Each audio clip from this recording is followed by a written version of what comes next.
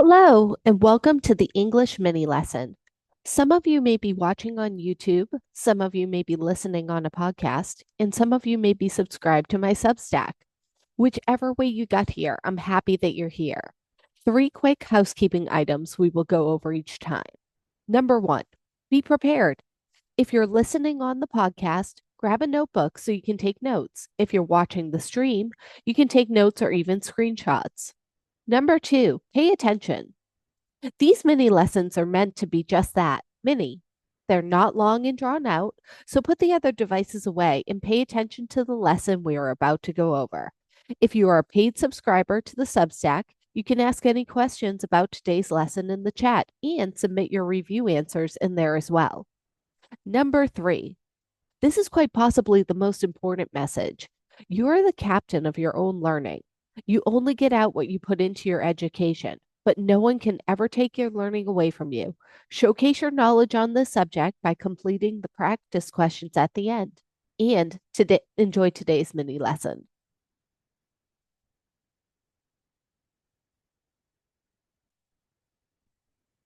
Today, we're going to be discussing the power of active listening.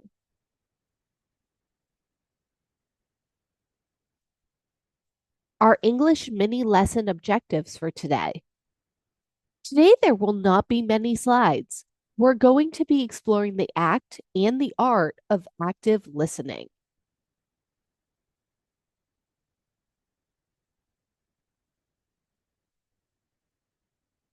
The power of active listening.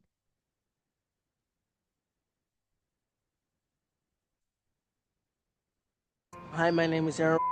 I am attending Corliss High School. I'm just going through a rough time. Basically homeless for 5 months.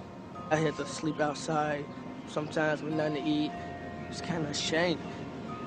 I still am ashamed. It was only after hearing that recording that Aaron's teacher, Celeste Davis Carr, learned that he was living on the streets. They recently sat down face to face to talk about Aaron's struggles. When you shared your StoryCorps recording with everyone, how did you feel, Aaron? I felt awkward, like a big load was let off. Because, I just said it. I don't know what made me say it, but I'm like, let me just be honest and just get it out. I was scared because I felt helpless. I didn't know what to do. But at the same time, I felt I had an obligation to try my best to help you. Yeah, I didn't even know you actually listened to that one. I listened to all of them, Aaron. Yeah, I didn't really think that I would ever tell a teacher, but it makes me know that you're special because you care. Like, you talk to me and you make sure that I'm cool. Because sometimes kids were bullying me, call me a freak of nature, throwing chairs, throwing glass and stuff at me. I've had to deal with some bullying issues when I was in school, but not to the extent that you have. I was always picked on because I was a tomboy. You seem pretty cool. I didn't think no one would mess with you. So overall, how do you feel? You have more friends this year? Yes, I have more friends this year. So it's better than last year. Yeah, I'm in a foster home now. Been since October. Do you feel different living in a foster home? It's good, actually. I feel comfortable where I am now. It kind of feels like home.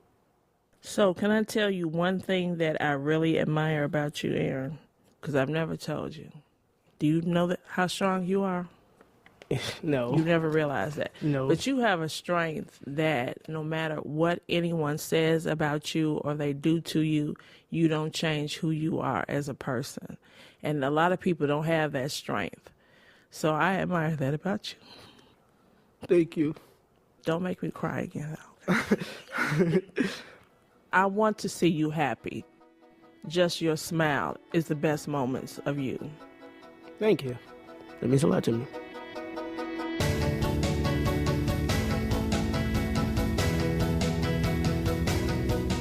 That's Aaron with his teacher, Celeste Davis Carr, in Chicago.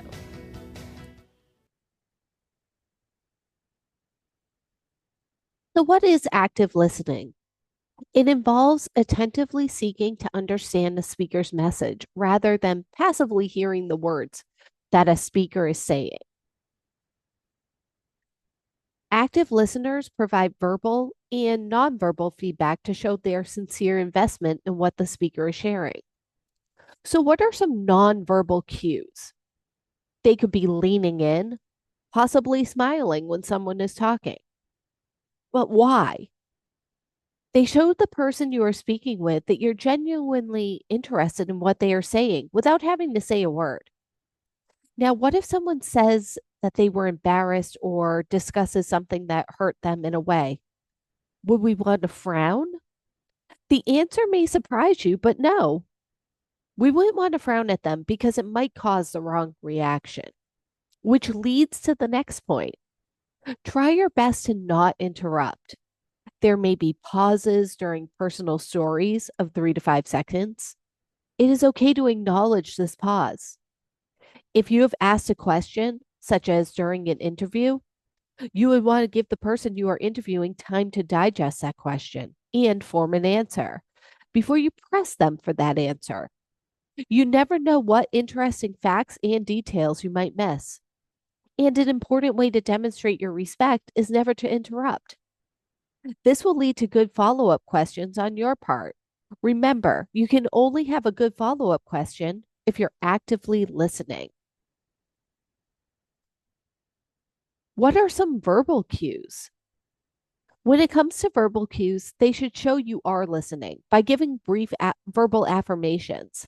Some of these cues or words might be, I see, I know, sure, thank you, or I understand. You can ask an open-ended question such as, what happened after you moved in with your foster family, Aaron? This is a question that requires a full answer. It's not a yes or no question. You can ask specific questions to seek clarification, such as, Aaron, do you feel your anxiety levels have gone down since moving into a foster home? You can also wait, yes, wait, to give or disclose your opinion. Let the speaker finish their thoughts before interjecting or adding in your own. Another verbal cue, disclosing a similar experience to show understanding. In a different version of this lesson, we learn about a teacher, Celeste, and her student, Aaron. Aaron's teacher had discussed that she too had experience with bullying, but it was not to the extent of Aaron's. Again, she didn't try to one up Aaron, but she offered a similar experience as a way to show her understanding of Aaron's situation. This could be a great example of a verbal cue to show your understanding what the speaker is discussing. And remember, active listening can help to build trust within a conversation, thereby allowing the speaker to communicate more easily, openly, and honestly with you. Let's listen to one more story.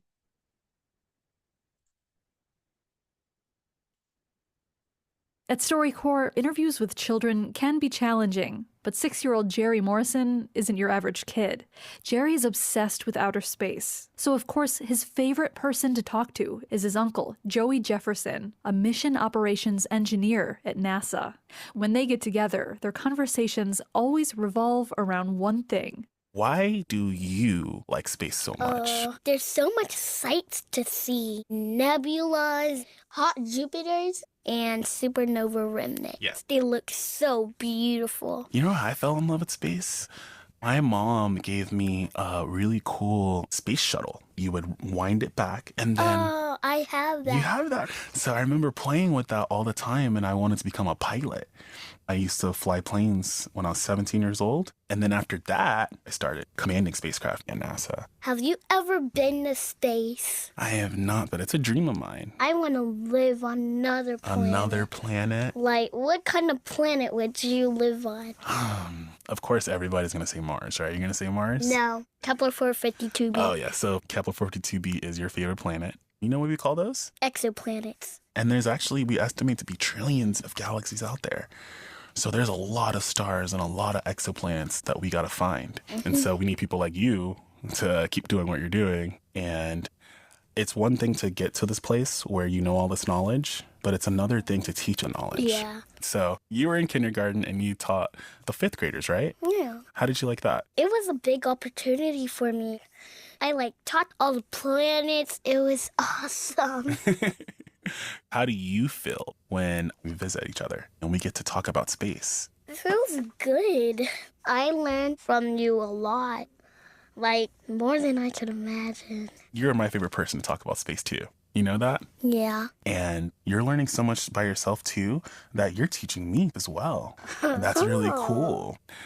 The more you learn, the more we realize the little things in life we take for granted are the very things that make life possible. So when I look up in the stars, I think about that. That is pretty cool. My hope is that you are always going to be doing and learning about the things that you love the most. You can do whatever you want, but in the future, I think you're going to go to Kepler 452b.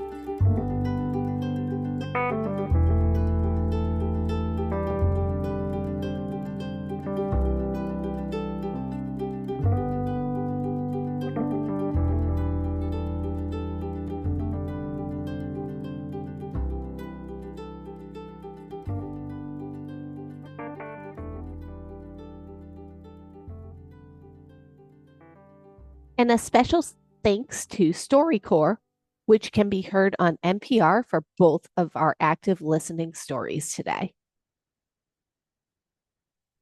Let's talk a little bit about the practice work. So a reminder, if you are a subscriber to the Substack, you can submit your answers and any questions that you may have into the chat.